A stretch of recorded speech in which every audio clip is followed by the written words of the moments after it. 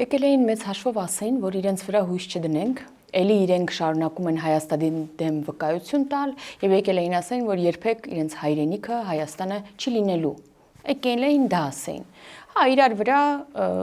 բաներ, հարցազրույցներ, մեկ Նարեկը Կարապետյան, մեկ Սերժ Սարգսյան, երեք Ռոբերտ Քոչյանը հետ չմնաց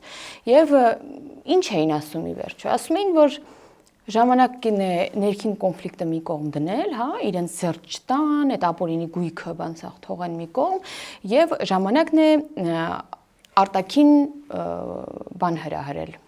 խնդիրներ, հա։ Օրինակ չսահմանափակվել 29000, չգիտեմ քանի, ինչպես ասաց Քոչյանը, քառակուսի կիլոմետրերի մեջ, այլ ավելի մեծ նկրտումներ ունենալ, ինչը լավ է հնչում, բոլորը կուզեն ավելի մեծ տարածքների, ուրեմն քաղաքացիներ լինեն,